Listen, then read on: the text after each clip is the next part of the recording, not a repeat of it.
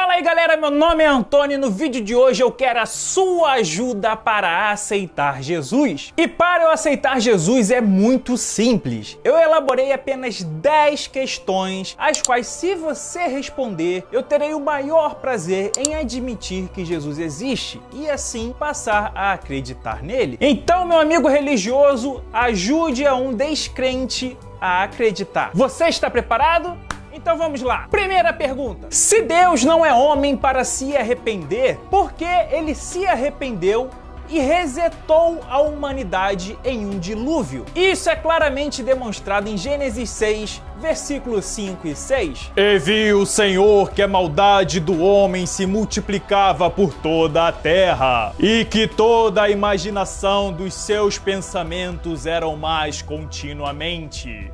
Então arrependeu-se o Senhor de haver feito o homem sobre a terra, e pesou-lhe em seu coração. Alguns amigos cristãos vão dizer que na verdade ele não se arrependeu. O que aconteceu foi que ele ficou triste. Mas se fosse esse o caso mesmo, por que ele resolveu resetar a humanidade lançando sobre ela um terrível dilúvio? Sabe, se ele não errou na hora de programar o ser humano, e muito menos foi um arrependimento, por que raios ele tentou consertar a humanidade matando todo mundo em um dilúvio e selecionando alguns poucos indivíduos para recomeçar? E o principal objetivo desse plano era acabar com a maldade, porém esse plano falhou porque a maldade continuou. Então a primeira pergunta é essa: por que Deus errou e se arrependeu de ter feito a sua criação, sendo que ele é onisciente e onipotente? Segunda pergunta: na Bíblia, Satanás mata apenas 10 pessoas e essas pessoas foram mortas com a autorização de Deus, o que nós podemos acompanhar em Jó. Porém, Deus,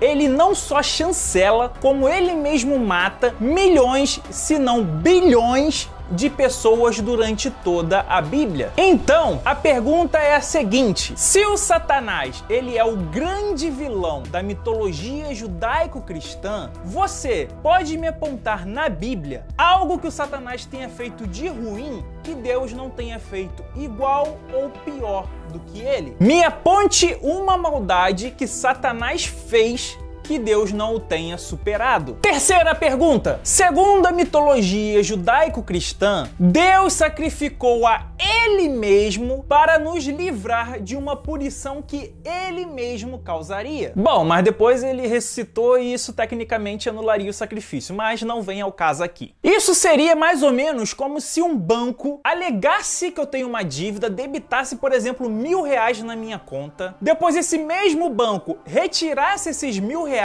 de dívida e depois me mandasse uma carta dizendo que ele quitou a minha dívida. A pergunta então é: qual o sentido de Deus sacrificar a ele mesmo para nos salvar da fúria dele mesmo?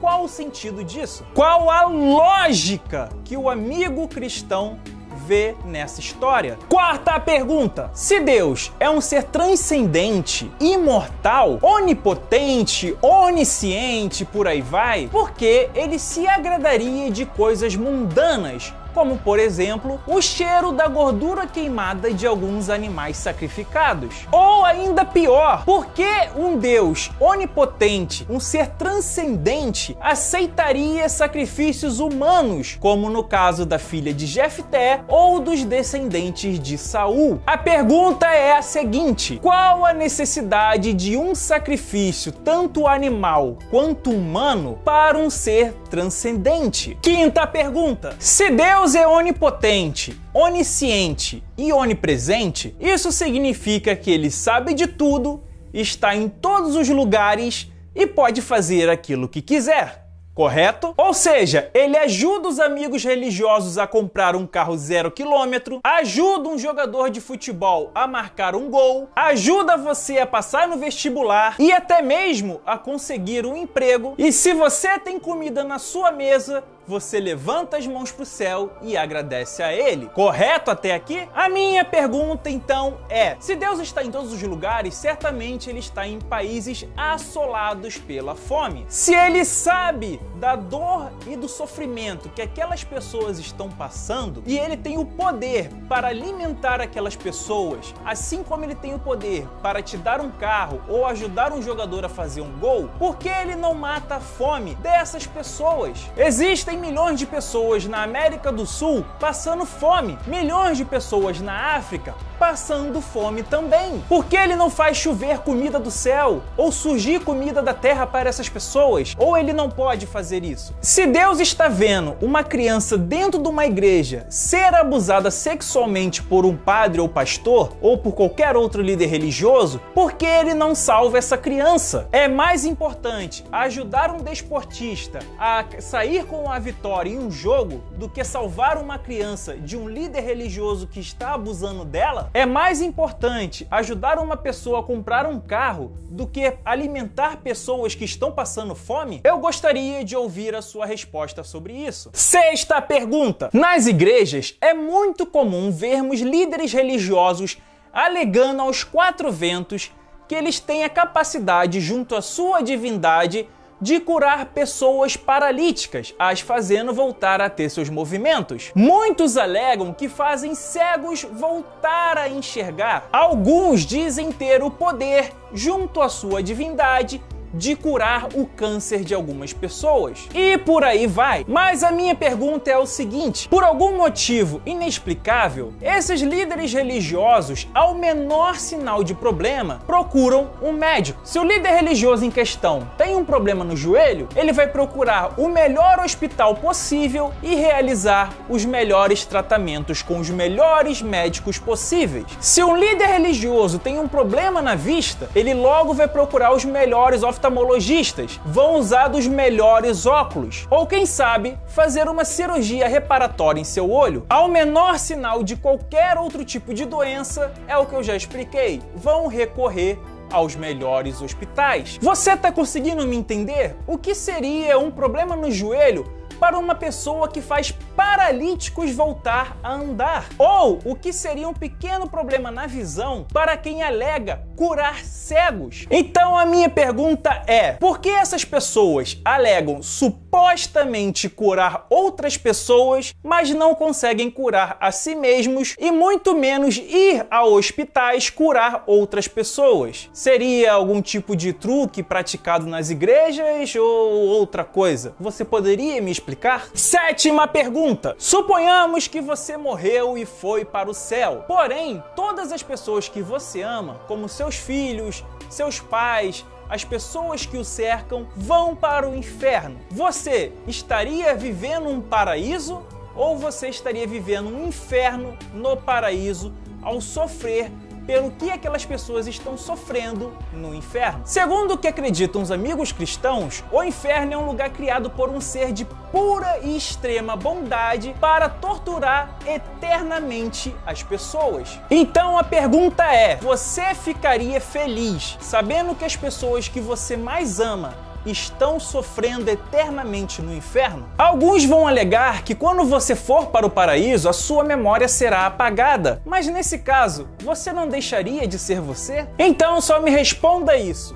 Você seria feliz vivendo no paraíso com as pessoas que você ama, vivendo no inferno? Oitava pergunta. Deus é muito bom em odiar algumas coisas. O prepúcio é uma delas. Se Deus odeia tanto o prepúcio, por que raios d'água ele criou o homem com o tal do prepúcio? Seria uma falha em seu projeto? Se ele odeia tanto a homossexualidade, por que ele criou mecanismos biológicos que fazem com que tanto homens quanto animais se sintam atraídos por indivíduos do mesmo sexo? Novamente, teria Deus errado em seu projeto? Nona pergunta. Se a religião judaico-cristã é a correta, por que existem religiões mais antigas no mundo? Os egípcios não deveriam adorar o Deus judaico há mais de 5.000 anos atrás? Não era para o zoroatrismo se inspirar no judaísmo há mais de 3.000 anos atrás e não o contrário? Ou por qual motivo a religião suméria, que tem mais de 6.000 anos, influenciou tanto a religião judaica? Não era para ser o judaísmo influenciando os sumérios? E o que falar do Vedas dos hindus, que é, sem sombra de dúvida, uma das religiões mais antigas do mundo? Sabe, inúmeros povos das Américas tinham centenas de religiões diferentes, cada uma com sua crença e suas divindades específicas. As tribos africanas seguiam pelo mesmo caminho. A pergunta então é: se Deus é o criador verdadeiro do mundo, o judaísmo não deveria ser a primeira religião existente e ela não deveria ser seguida por todos os povos do planeta? Essa aqui eu acredito que vai deixar você pensativo por um bom tempo. 10ª pergunta: se Deus é o criador do tempo e também do espaço, logo nós podemos concluir que Deus estava em lugar algum e em tempo algum antes da criação do universo. Deus é um personagem que tem os seguintes atributos: invisibilidade, imaterial, incorpóreo, invisível e etc. Ou seja, ele é um personagem que tem todas as características atribuídas à não existência de algo. Portanto, nós podemos concluir que, além de ter todas as características e atributos de inexistência, Deus, segundo os amigos religiosos, também estaria em tempo algum e em lugar algum. No melhor dos cenários, Deus estaria na inexistência absoluta. Então, para finalizar, a última pergunta é: que provas e evidência os amigos religiosos possuem da suposta existência de um ser e incorpora todos os atributos referentes à inexistência? Bom, então é isso aí, galera. Espero que vocês tenham gostado.